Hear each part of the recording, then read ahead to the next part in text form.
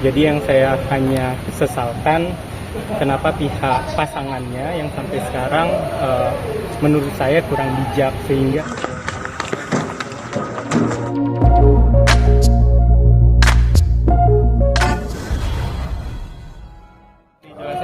ya hari ini hadir buat sebagai bentuk dukungannya sama Nikita dan tim juga yang lagi menjadi saksi. Salah satunya juga saksi saya lihat tadi si Yolo ya menjadi saksi.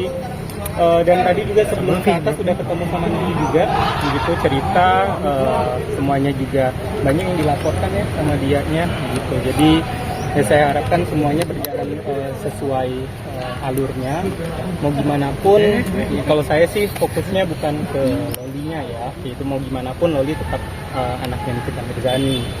Karena Niki pun saya pasti sampai sekarang 1.000.000% dia masih sayang sekali sama Loli. Jadi yang saya hanya sesalkan kenapa pihak pasangannya yang sampai sekarang menurut saya kurang bijak, sehingga Niki mengambil tindakan seperti itu. Tapi dokter ini juga udah pas belum sih menurut kamu? Oh sangat. Kenapa nggak dari dulu? Dengan apa yang saya tahu ya, kayak itu karena dari pihak kami sudah mengajukan untuk kekeluargaan, untuk bertemu ataupun menghubungi, tapi di mentah-mentah ditolak kayak gitu, ataupun dibales tapi tidak ada bentuk untuk dianya membuat ini menjadi lebih serius lagi, sehingga jadi ya ngambang aja, ya udah digerakin, bahkan terkesannya menantang gitu. Itu yang membuat pihak Nikita Mirzani jadinya lebih tertantang karena ditantang. Dok, sempat nge-DM kan dok waktu itu, Iya, sempat iya, nge-DM ingin dan itu menghubungkan. feedbacknya seperti apa? Oh iya, itu juga saya belum ada konfirmasi ya untuk jawaban dan lain-lain. Jadi ceritanya tanggal 29 saya menghubungin pihak Loli secara pribadi via email dan via DM Instagram, itu tidak dibalas sama sekali. Saya sudah mengechat dengan bahasa yang baik-baik sekali, dan itu saya pastikan kalau di tanggal akhir Agustus itu dia menjawab dengan baik-baik, saya pastikan dia pulang ke rumah. Saya pastikan kalau dia tidak pulang ke rumah, saya pastikan 1.000.000% dia tinggal sama saya, dan saya jamin biaya hidup dia. Itu saya jamin, dan itu sudah saya sampaikan. Lalu ya namanya mungkin dianya masih ego ataupun apa, di tanggal 6 September saya hubungin lagi, itu hari Kamis atau hari Jumat saya lupa, 6 September itu saya hubungin lagi, WA saya di blok, jadi centang 1, sebelumnya centang 2, yang ini centang 1. Ya saya nggak mau putus asa, saya tetap hubungin via email, tetap tidak ada balasan. Saking seriusnya saya untuk mendamaikan ini semua, karena menurut saya pada saat itu Nikita Mirzani sudah membuka tangan dia untuk anaknya. Walaupun kalau kalian tahu mulutnya sesadis-sadis itu, sejahat-jahat itu, tetap hati seorang ibu tidak ada yang tahu besar hatinya kayak gitu. Lalu saya chat Fadel, ini pertanyaan tadi, saya chat Fadel di tanggal 6 September, tidak ada balasan. Saya di situ chat panjang sekali ya, bahkan saya bilang terserah kalau seandainya mau ditemanin pun juga nggak apa-apa kayak gitu.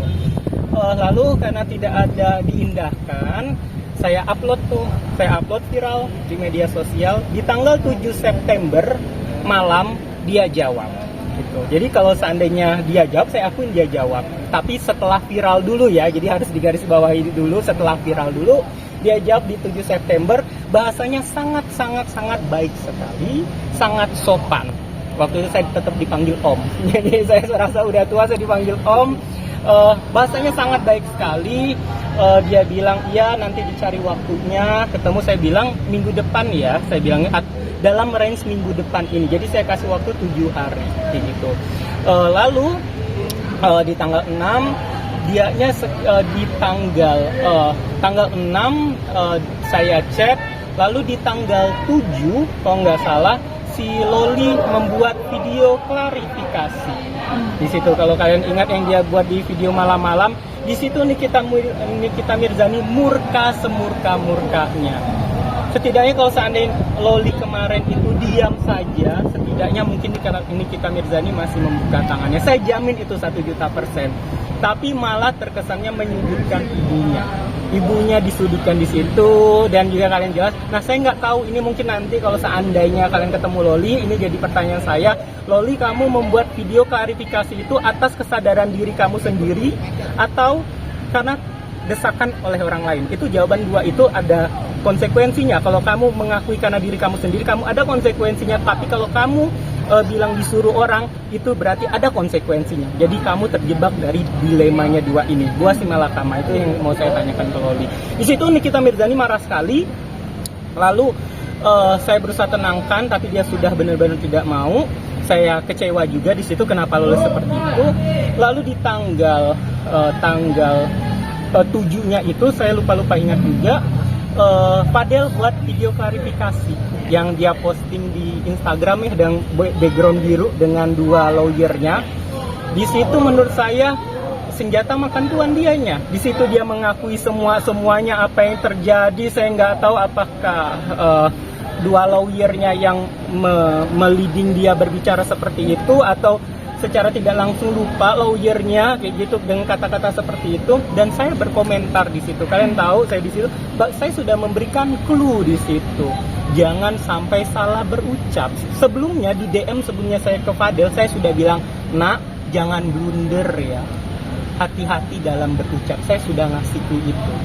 Ketika dia video klarifikasi, di situ banyak sekali blunder dia bilang. Bahkan saya komen di situ. Berarti kalau coba kamu pikirkan, kalau anak umur 18 tahun apakah itu masih dalam perlindungan orang tuanya? Berarti Loli masih dalam perlindungan orang tuanya. Jadi berhak Nikita Mirzani untuk melaporkan, tapi Nikita Mirzani belum melaporkan. Semakin ditantangin lagi beberapa hari setelah itu, dia buat video klarifikasi di kafe. Ya. Disitulah Nikita Mirzani merasa semakin ditantang. Besoknya bimsalabim di penjara dilaporkan seperti itu, gitu sih. Ya. Ya.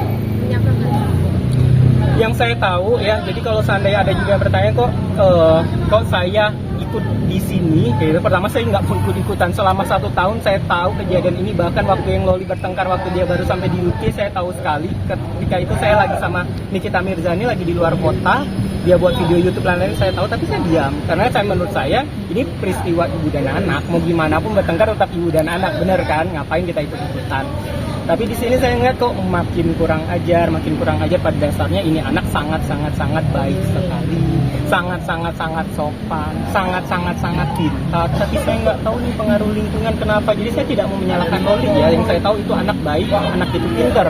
Nggak tahu pengaruh lingkungan. Nah, lingkungan ini yang kita tanda tanya. Lingkungan waktu dia di UK yang numpangin dia, itu pertanyaan ya. Saya bertanya, apakah lingkungan dia yang sekarang? Jadi saya sampai detik sekarang saya tidak mau menyalahkan Loli kayak gitu, karena yang saya tahu sebelumnya Loli anaknya baik. Saya nggak tahu orang sekitarnya karena saya tidak kenal. Jadi saya berhak untuk menjudge orang yang lain karena saya nggak kenal.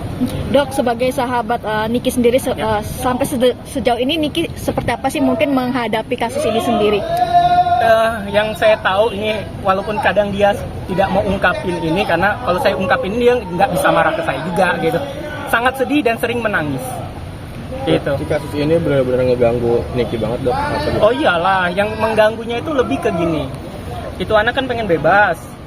Niki sebenarnya membolehkan anak itu bebas karena permintaan dia berkali-kali gitu. Nah, kalau mau bebas, tolong jangan sangkut pautin lagi sama dia kayak gitu. Atau kalau seandainya kok Nikinya keluar, ya gimana nggak keluar, malu anaknya terindikasi terduga melakukan penghilangan janin gitu.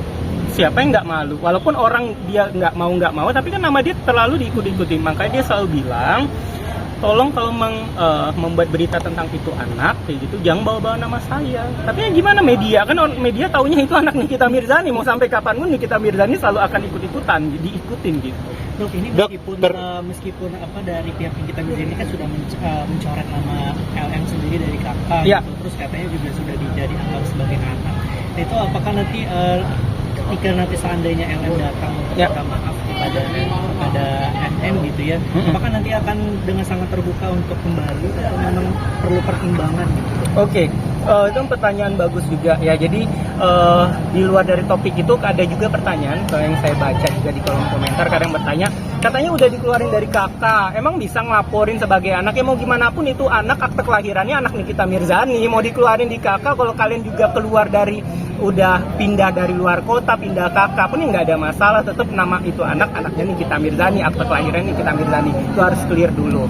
Terus juga kalau seandainya itu anak udah dikeluarin dari kakak, terus juga ada nggak kesempatan lagi untuk dia kembali lagi? Wallahu alam, saya nggak tahu. Namanya ibu pasti punya hati seluas samudra, tapi kalau sekarang yang saya tahu Nikita udah menutup itu karena kejadiannya si Loli tetap membangkang, si Fadel nantangin, jadinya masih marah sekali. Tapi saya nggak tahu nih namanya pemaaf, Allah aja maha pemaaf, mungkin manusia bisa untuk mencoba itu kayak gitu. Tapi kami, khususnya saya, orang terdekat dia, selalu untuk membujuk dia mau gimana pun itu anak darah daging.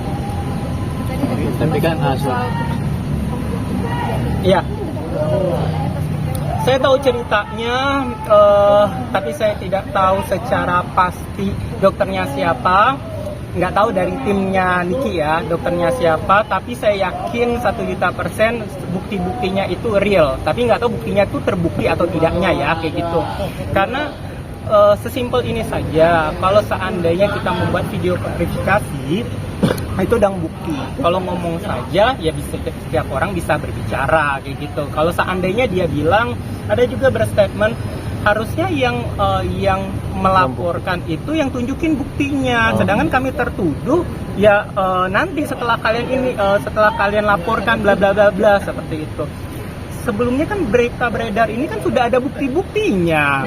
Chatnya dia mengakui hamil benar. Nanti kan tergantung dari pihak polisi yang membenarkan.